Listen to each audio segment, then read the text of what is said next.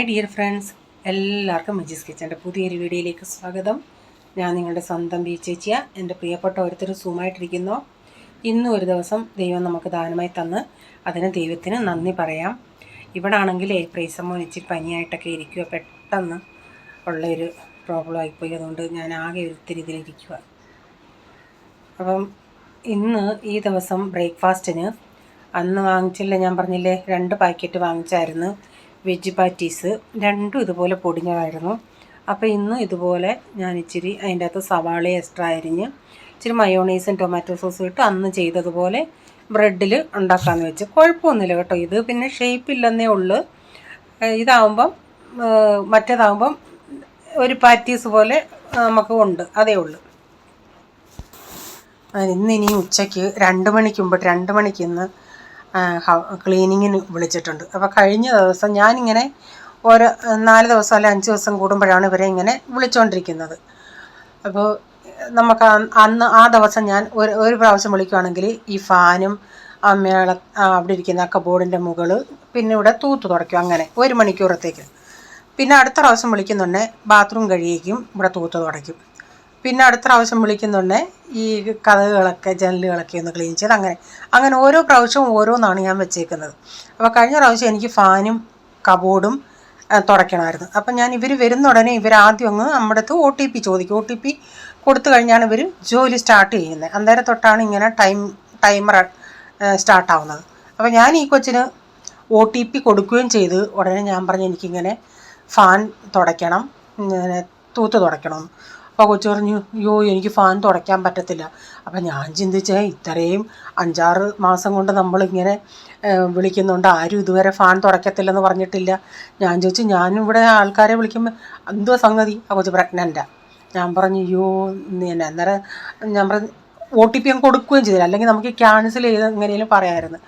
അപ്പം ഞാൻ പറഞ്ഞൊരു കാര്യം ചെയ്യുന്നീ എന്നാ അങ്ങനെ OTP കൊടുത്തു കഴിഞ്ഞാണ് ഞാനിങ്ങനെ റീച്ചാൽ പിന്നെ ഫോൺ ചെയ്ത് റീച്ചാതാണ്ട് ഇങ്ങനെ ആ കൊച്ചു വന്നുകൊണ്ട് നമുക്ക് ഫാൻ തുടയ്ക്കാക്കത്തില്ല, അവൾ പ്രഗ്നൻ്റാന്ന് പറയുന്നു, എന്തോ ചെയ്യണമെന്ന്. അപ്പോൾ അങ്ങനെ കുറേ സമയം ഞങ്ങളുടെ അങ്ങ് പോയി, ഒരു 10-15 മിനിറ്റ് അങ്ങനെ പോയി. അപ്പം ഞാൻ എന്തോ ചെയ്യാൻ, ആ കൊച്ചിൻ്റെ കുറ്റമല്ലല്ലോ, ഈ കമ്പനിക്കാർ അങ്ങനെയുള്ളവർ അവരെ അങ്ങനെ വിടരുതെന്നും ആൾക്കാർ ഏത് ജോലിയാണ് പറയുന്നതെന്ന് അറിയത്തില്ലല്ലേ. ഞാൻ പറയുന്നത് നീ എന്നാൽ ഒരു കാര്യം ചെയ്യുന്നു, അപ്പോഴത്തേക്കും തൂത്ത് തുടയ്ക്കാനേ സമയമുള്ളായിരുന്നു, അങ്ങ് സമയം പോയി. അപ്പം പിറ്റേ പ്രാവശ്യം അടുത്ത പ്രാവശ്യം എന്ന് റീച്ചാൻ പറഞ്ഞു നീ ആദ്യം ഇങ്ങനെ പറയണം ജോലി, എന്നിട്ട് OTP കൊടുത്താൽ മതിയെന്ന് പറഞ്ഞു.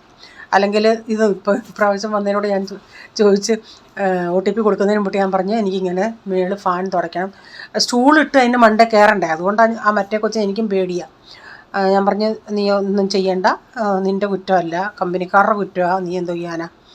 അങ്ങനെ ഞാൻ അതൊക്കെ ചെയ്ത് കഴിഞ്ഞ് പിന്നെ അതിന് കാപ്പിയൊക്കെ ഇട്ട് കൊടുത്ത് പോയി. എന്തോ ചെയ്യാൻ അതിൻ്റെ നിവൃത്തികേടും കൊണ്ട് വരുമില്ല, ഇപ്പോൾ 4 മാസം എങ്ങാണ്ടായെന്ന് പറയുന്നു. അപ്പോൾ ഈ കൊച്ചിനോട് ചോദിച്ചാൽ പറഞ്ഞു അയ്യോ ഇല്ല എനിക്കൊരു കുഴപ്പമില്ല ഞാൻ ചെയ്തോളാം എന്ന് പറഞ്ഞു. അന്നേരം ഞാൻ ഈ കൊച്ചിനോട് പറഞ്ഞു ഇങ്ങനെ കഴിഞ്ഞ പ്രാവശ്യം ഇങ്ങനെ വന്നത് പ്രഗ്നൻ്റ്. അന്നേരം ആ കൊച്ചിന് അവൾക്ക് ആളിനെ മനസ്സിലായി. അന്നേരം അവൾ പറഞ്ഞു എന്തോ ചെയ്യാനാ.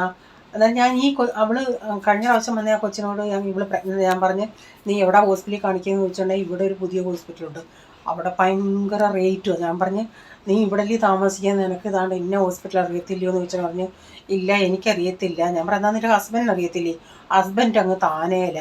ഞാൻ പറഞ്ഞ അതെന്താ. അപ്പം പറച്ചില്ലേ എനിക്ക് തോന്നി ഇവർക്ക് 15 വർഷം കഴിഞ്ഞ്, ഇവർക്കിപ്പം 32 വയസ്സുണ്ട്, 15 വർഷം കഴിഞ്ഞുണ്ടായതാണ്. അന്നേരം ഇവർ UP-കാരങ്ങാണ്, കൊച്ചിലെ കല്യാണം നടന്നയാ. അപ്പോൾ ഈ കൊച്ചു പറഞ്ഞു അവളുടെ ഹസ്ബൻഡും ശരിയല്ല എന്നൊക്കെ. അന്നേരം എനിക്ക് സത്യം പറയാൻ വിഷമം വന്നു, ഇത്രയും പ്രായമായിട്ട് ആദ്യമായിട്ടൊരു കൊച്ചുണ്ടാവും, എന്നിട്ട് അത് കഷ്ടപ്പെടുവാന്നേ വന്ന്. അതിന് ഈ സമയത്ത് നമ്മളൊക്കെ ആണെങ്കിൽ പ്രഗ്നൻ്റെന്നൊന്ന് അറിഞ്ഞാൽ ഉടനെ പിന്നെ തറയിൽ നിലത്ത് നിൽക്കത്തില്ല, 3-4 മാസം ബെഡ് റെസ്റ്റാണെന്ന് പറഞ്ഞിരിക്കും. ആ കൊച്ചു ഇപ്പോഴും എന്തെല്ലാം ജോലിയാണ് ഇതിപ്പോൾ ഇങ്ങനെ ഈ അർബനിലാണെങ്കിലും സാമ്പിറ്റാണെങ്കിലും എന്തെല്ലാം ജോലിയാണ് ഇതുങ്ങൾ ചെയ്യേണ്ടത്. വീട്ടുകാർ പറയുന്ന ജോലികളെല്ലാം ചെയ്യണേ, അതാ ഓരോരുത്തരുടെ ഓരോ അവസ്ഥകൾ.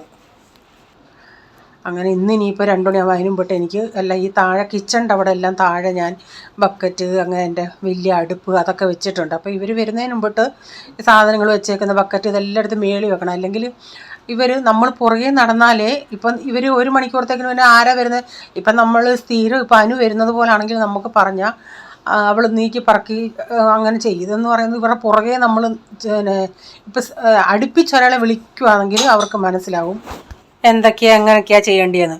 കഴിഞ്ഞ പ്രാവശ്യം ഞങ്ങളുടെ വാഷിംഗ് മെഷീൻ വന്ന സമയത്ത് ഞാൻ പറഞ്ഞില്ലേ, വാഷിംഗ് മെഷീൻകാർ 3:30 വരുമെന്ന് പറഞ്ഞ് ഞങ്ങൾ ഇവരെ 2:15 വിളിപ്പിച്ചായിരുന്നു.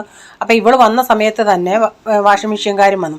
അപ്പോൾ ഞാൻ അകത്തെ മുറി പോയി ഞാൻ ഈ തുണി ഇടുന്ന സ്റ്റാൻഡും എല്ലാം എടുത്ത് മാറ്റി വെച്ചിട്ട് വന്നു. അന്നേരം വാഷിംഗ് മെഷീൻകാരുടെ അടുത്ത് എനിക്ക് നിൽക്കണമായിരുന്നല്ലോ. ഞാൻ അന്നേരം അവളുടെ അടുത്ത് പറഞ്ഞ് ഞാൻ അങ്ങോട്ട് പോവാം, അല്ലെങ്കിൽ ഇവരുടെ പുറകെ നടക്കണം. നമുക്ക് ഇവരെ അങ്ങനെ വിശ്വസിക്കാനും പറ്റത്തില്ല. ചിലയിടത്തുനിന്ന് ഇപ്പം പറയും, ചിലയിടത്തുനിന്ന് ചില പിന്നെ മോഷണമൊക്കെ നടന്നിട്ടുണ്ടെന്ന്. അന്നേരം ഞാൻ ഇതെല്ലാം കഴിഞ്ഞിട്ട് വാഷിംഗ് മെഷീൻകാരെല്ലാം പോയി, ഇവളും പോയി കഴിഞ്ഞ് നോക്കിയോണ്ടേ ഞാൻ ആ സ്റ്റാൻഡ് എടുത്ത് മാറ്റി വെച്ച് അവിടെ എല്ലാം ഇങ്ങനെ ഇത് പൊടി കിടപ്പുണ്ട്. അവൾ തൂത്തതേ ഇല്ലെന്നുള്ളത്. അതാ നമ്മൾ ഇവരുടെ പുറകെ നടക്കും. ഇവർ വരുവാണെങ്കിൽ ഈ ബായിയെ നമ്മൾ വിളിക്കുവാണെങ്കിൽ പിന്നെ എനിക്കന്ന് ഭയങ്കര ഡബിൾ ജോലിയാണ്. ഈ എടുത്ത് വെക്കുന്ന സാധനങ്ങളെല്ലാം താഴെ ഇരിക്കുന്ന സാധനങ്ങളെല്ലാം മേളിൽ വെച്ചിട്ട് പിന്നെ അവർ പോകുമ്പം അതെല്ലാം പറക്കി വീണ്ടും വെക്കണം. പിന്നെ ഇവരുടെ പുറകെ നടക്കണം. എൻ്റെ ഇന്ന് ആ ദിവസം എനിക്ക് നടുവേദനയായിരിക്കും. അപ്പോൾ ഞാൻ ഇപ്പോൾ റീച്ചാടുത്ത് പറയുകയും ചെയ്തു, ഇങ്ങനെ വിളിക്കുന്നത് ഇപ്പോൾ എനിക്കൊരു മെനക്കേട്. എന്നാൽ റീച്ച നമ്മൾ ഒരു കാര്യം ചെയ്യുക, എന്നാൽ സൺഡേ ദിവസം കട്ടിലൊക്കെ ഇങ്ങോട്ട് നീക്കി കൊടുക്കണ്ടേ, സൺഡേ ദിവസം എന്നാൽ വിളിക്കുക ഞങ്ങളൊക്കെ ഉള്ള സമയത്തെന്ന് ഞാൻ പറഞ്ഞു. ഇങ്ങനെ കാരണം എനിക്ക് അത്രയ്ക്കിപ്പം കുറേ ദിവസം കൊണ്ട് എൻ്റെ ഈ ടെയിൽ ബോണിന് ഭയങ്കര വേദനയാണ്, നിൽക്കാൻ പറ്റാത്ത അവസ്ഥയാണ് ചില സമയത്ത്. അപ്പം ഞാൻ എന്തോ ചെയ്യുന്ന കുറച്ച് സ്പ്രൗട്ട് ഉണ്ടായിരുന്നു, അത് കുറച്ച് ദിവസമായി ഇരുന്നിട്ട് അതും അങ്ങ് തോരൻ വെച്ച്. പിന്നെ ചെറുപയർ ഇപ്പം ജിയോയിൽ നിന്ന് ഫോൺ ചെയ്ത് വരുത്തിച്ചതാണ് ചെറുപയറും മത്തങ്ങയും കൂടി ഇട്ട് കറിയും കൂടെ വെക്കാമെന്ന് വെച്ച്.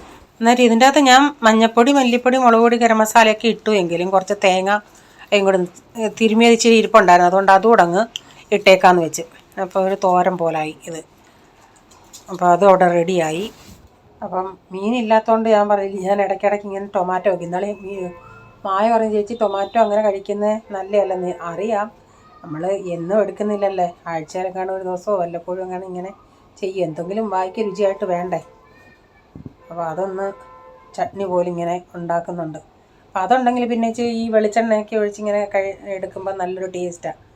ഇച്ചിരി കുറേ നാളായി ചൊവ്വേന്നേരം ഒന്ന് ആഹാരം കഴിച്ചു. അവിയലുണ്ടെങ്കിൽ എല്ലാവർക്കും ഇഷ്ടമാണ്. അവിയൽ ഉണ്ടെങ്കിൽ ഞാൻ ഒന്നീ എഴുതി കൊടുക്കണം, അല്ലെങ്കിൽ ഞാൻ പോയി വാങ്ങിക്കണം. അപ്പോൾ കഴിഞ്ഞ ദിവസം അവിയലിൻ്റെ സാധനത്തിന് ഈ നമ്മുടെ താഴെ സൊസൈറ്റിയിൽ ഒരു പച്ചക്കറിക്കാരെ ഇരിപ്പുണ്ട്. എന്നാൽ ഈ കൊച്ചു ചേമ്പുണ്ടെങ്കിൽ ഇവിടെ ഏത്തക്കായ ഇല്ലല്ലേ, ചേമ്പുണ്ടോയെന്ന് നോക്കിയോണ്ടേ കഴിഞ്ഞ പ്രാവശ്യം ഒരു പ്രാവശ്യം എനിക്ക് കിട്ടി. ഇപ്പം ചെന്ന് ചോദിച്ചോണ്ടേ അതില്ല. പിന്നെ കറുക്കായ ഉണ്ടോയെന്ന് ചോദിച്ചോണ്ടേ അതും ഇല്ലായിരുന്നു. പിന്നെ ഇതൊക്കെ ഇടുമ്പോഴേ അവിയലിനൊരു കൊഴുപ്പും ഇതൊക്കെ കിട്ടുന്നത്.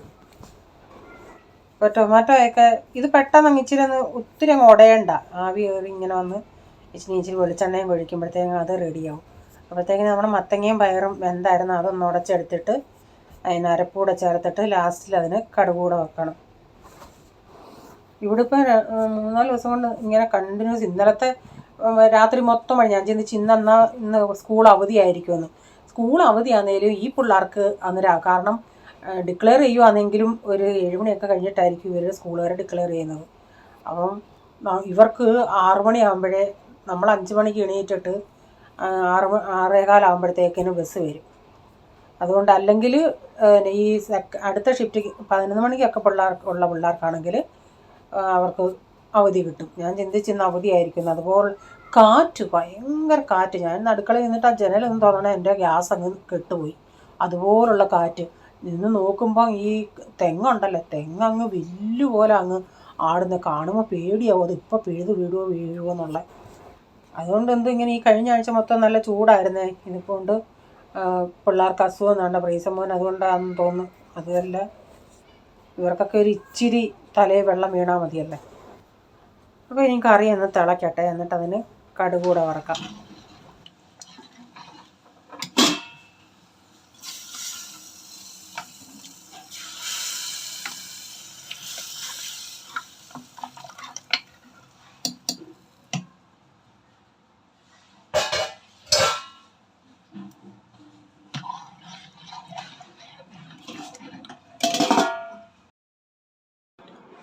അന്നേരം പ്രൈസമ്മോൻ ഇന്ന് ഉച്ചയ്ക്ക് സ്കൂളിൽ നിന്ന് പോയെണ്ണ രാവിലെ ഇവിടുന്ന് പോയണ ഒരു കുഴപ്പമില്ലായിരുന്നു. അപ്പോൾ ഇവൻ 2 ദിവസത്തിന് മുമ്പിട്ട് ഇവൻ്റെ ഞങ്ങളുടെ ഇവിടെ തന്നെ താമസിച്ച ഒരു കൊച്ചുണ്ടായിരുന്നു, ഇവരുടെ ഫ്രണ്ടായിരുന്നു. അവരിവിടുന്ന് അങ്ങ് തൊട്ടപ്പുറത്ത് ബിൽഡിങ്ങിലോട്ട് മാറി. അപ്പോൾ അവൻ ഇന്നലെ ഇവിടെ വന്നിട്ട് പറഞ്ഞു, ആൻറ്റി പ്ലീസ് പ്രൈസിനെ ഒന്ന് എൻ്റെ സൊസൈറ്റി വിടുവോ, ഞാൻ ഫുള്ള് അവൻ്റെ റെസ്പോൺസിബിലിറ്റി ഞാൻ എടുത്തോളാം. അന്നേരം ചാറ്റമഴ ഉണ്ടായിരുന്നു. ഞാൻ പറഞ്ഞ് മഴയൊന്നും നനയല്ലേ മോനെ, എനിക്ക് വിടാൻ മനസ്സേ ഇല്ലായിരുന്നു. പിന്നെ ഈ കൊച്ചിങ്ങനെ ഒത്തിരി റിക്വസ്റ്റ് ചെയ്തുകൊണ്ട് ഞാൻ വിട്ടു. എന്നിട്ട് ഉടനെ ഞാൻ അവൻ്റെ അമ്മയെ വിളിച്ചിട്ട് പറഞ്ഞ് പ്രൈസൻ അങ്ങോട്ട് വരുന്നുണ്ട്, നെസിൻ്റെ ഒന്ന് നോക്കിക്കോണേ, അവിടെ മഴയത്തൊന്നും ഇറങ്ങുന്നത്. അന്നും പറഞ്ഞ് ഇല്ല വിജി, ഞാൻ ജനലിനെ കൂടെ നോക്കി, അവിടെ ഒരു ഷെയ്ഡുണ്ട്, അതിൻ്റെ അവിടെ നിന്ന് കളിക്കുമെന്ന് പറഞ്ഞു. ഇവൻ ഇവിടെ വന്ന ഉടനെ അവൻ്റെ ടീഷർട്ട് നനഞ്ഞിട്ടുണ്ട്, തലയെ നനഞ്ഞിട്ടുണ്ട്. അപ്പോൾ എൻ്റെ അടുത്ത് പറഞ്ഞു, ഞാൻ ചോദിച്ചു ഇതെന്തോ പറ്റിയടാ. അപ്പം പിന്നെ ഇവർക്ക് കള്ളം പിടിച്ചു വെക്കാൻ അറിയത്തില്ല എന്ന് പറഞ്ഞാൽ, ഞാൻ ഉള്ള സത്യം പറഞ്ഞ് ഇച്ചിരി മഴയത്ത് ഈ നമ്മളിങ്ങനെ പിടിച്ചു വെക്കുന്ന കുഴപ്പം. ഞാൻ ചിന്തിക്കും, ഞങ്ങളുടെ കൊച്ചിലെ ഞങ്ങളെന്ന് പറയുന്നത് ശരിക്കും മഴവെള്ളത്തിലൊക്കെ കുളിക്കുമായിരുന്നു. അപ്പം ഇപ്പം ഞാൻ ഇവരെ ഇങ്ങനെ ഇവർക്ക് ശീലം ഉണ്ടെങ്കിൽ പോട്ടെന്ന് പറയാം. ഈ ഇവർക്ക് ഇച്ചിരി വെള്ളം വീണ ഉടനെ നമ്മളിങ്ങനെ പിടിച്ചു വെച്ച് അതങ്ങ് ഒരു ശീലമായിപ്പോയി. അപ്പോൾ അങ്ങനെയല്ലേ പോളുന്നാളി അങ്ങ് തൊപ്പി തല വെച്ചുകൊണ്ട് പോയി നനഞ്ഞത്. അപ്പോൾ ഇവനെന്ന് പറയാം ഇച്ചിരി ഇമ്മ്യൂണിറ്റി ഇത്തിരി കുറവായി പ്രൈസിന്. അപ്പോഴേ ഞാൻ റീച്ചാനോട് ഫോൺ ചെയ്ത് പറഞ്ഞു, റീച്ച ഇങ്ങനെ പോയിട്ടുണ്ട് ഇവൻ ഇവിടുന്ന്, നല്ല മഴയെന്ന്. റീച്ചാൻ എല്ലാം നെവർ മൈൻഡ്. റീച്ചാൻ പറഞ്ഞു പോട്ടെ, മഴയത്തൊക്കെ അങ്ങനെ ശീലിക്കട്ടെന്ന് പറഞ്ഞു. നമ്മൾ റീച്ചാൻ അങ്ങനെ പറയാം, എന്തെങ്കിലും പിള്ളേർക്ക് വന്നാൽ ഞാനായിരുന്നു കാണുന്നത്, റീച്ചാൻ ഫുൾ ടൈം കാണുന്നില്ലല്ലോ, റീച്ചാൻ രാവിലെ പോയി പാതിരാത്രിക്ക് വന്നാൽ എന്തോ കാണുന്നു അങ്ങനെ പറഞ്ഞു. നേരെ എൻ്റെ അടുത്ത് പറഞ്ഞു, നീ ആ പിള്ളേരെ ഇങ്ങനെ പിടിച്ചു വെച്ചേക്കുന്നതെന്ന് പറഞ്ഞു. അപ്പോൾ ഇന്നിപ്പോൾ ഇങ്ങനെ അന്നേരം എനിക്കൊരു ഇവന് പനി വരുമെന്ന്. പിറ്റേ ദിവസമായി. ഇന്ന് പോയപ്പോഴും ഒരു കുഴപ്പമില്ല. രാവിലെ ഉച്ചയ്ക്ക് വന്നുകൊണ്ട് കണ്ണെല്ലാം ഞാൻ ചിന്തിച്ച് ഇനി എന്തെങ്കിലും പ്രശ്നം ഉണ്ടായോ, ബസ്സിലോ സ്കൂളിലോ കാണാം, കരഞ്ഞിയാണോ. അന്നേരം തൊട്ട് നോക്കിയിട്ട് പൊള്ളുന്ന ചൂട്. സാധാരണ അവൻ സ്കൂളിൽ നിന്ന് വന്നാൽ ഒട്ടനെ കൈമുഖമൊക്കെ കഴുകിയിട്ട് മൊബൈൽ അങ്ങ് എടുക്കും. എന്നിട്ട് എന്തെങ്കിലും കൊടുക്കാൻ വിളിച്ചാലും പറയില്ല, ഇപ്പോൾ വേണ്ടാന്ന് പറയും, എനിക്ക് വിശക്കുന്നില്ലെന്ന് പറയും. ആ ഗെയിം അതൊന്ന് തീരുന്നിടം വരെ അവൻ ഇരിക്കും. ഇന്നൊന്നും ചെയ്തില്ല. ആൾ വന്നിരുന്ന് എന്തെങ്കിലും ഇത്തിരി വന്ന ഉടനെ ആളങ്ങ് ഭയങ്കര ഇതാണ്.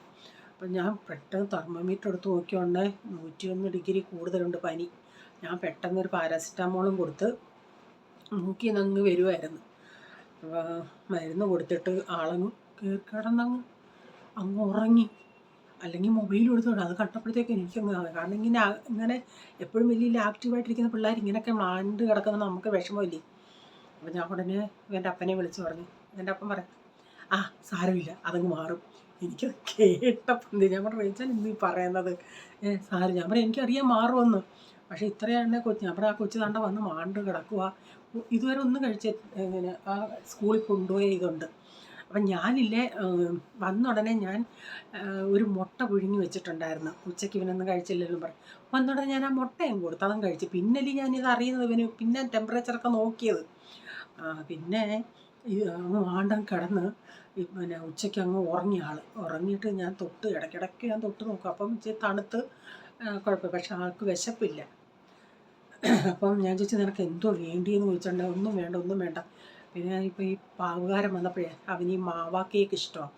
അപ്പോൾ പുള്ളിക്കാരൻ്റെ ഞാനൊരു കേക്ക് വാങ്ങിച്ച് അത് തിന്നിട്ട് ഇങ്ങനെ കിടക്കുമോ. നാളെ ഇനി സ്കൂളിൽ വിടാനൊക്കത്തില്ല. എനിക്ക് ഈ പിള്ളേർക്ക് എന്തെങ്കിലും വന്നപ്പോൾ നമുക്കങ്ങ് ടെൻഷനാണ്. എനിക്ക് എന്തോ ചെയ്യണമെന്ന്, എനിക്ക് വീഡിയോ പോലും എഡിറ്റ് ചെയ്യണമെന്നില്ലായിരുന്നു. പിന്നെ ഞാൻ ചിന്തിച്ച് കഴിഞ്ഞ ദിവസവും ഇട്ടില്ലായിരുന്നു. അതുകൊണ്ട് ആൾ വന്ന് മാണ്ടം കിടക്കുമെന്നുള്ള. പിള്ളേരെല്ലാം ആക്റ്റീവായിട്ട് നടക്കുന്ന പിള്ളേരൊന്നും എൻ്റെ ഇടയ്ക്ക് പറയുന്നവർ അവിടെ. എനിക്കങ്ങൊരു വല്ലാതെ ഞാൻ എന്തുവാടാ പ്രൈസ് എന്നാണ്ട് അനങ്ങാതെ അവിടെ കിടക്കുന്നു. വീടങ്ങ് ശാന്ത. രണ്ടുപേരോട് അടിയും കൂടും, പക്ഷേ ആൾ കിടക്കുന്ന കണ്ടുകൊണ്ട് പോളിനൊരു വിഷമം. ഞാൻ പറഞ്ഞു അങ്ങനെ ഞാൻ എത്ര വിഷമിക്കണോടാ, ഞാൻ എന്ത് നിൽക്കണം.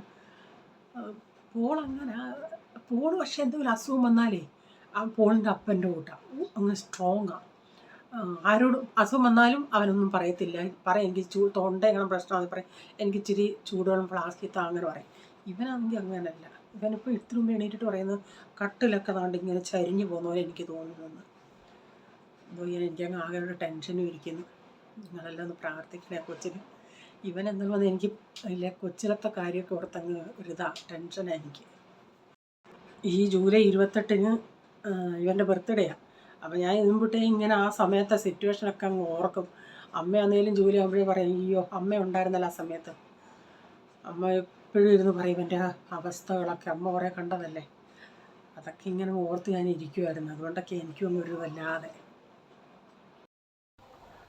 അന്നേരം കൊച്ചു താണ്ട വയ്യാതെ കിടക്കുക.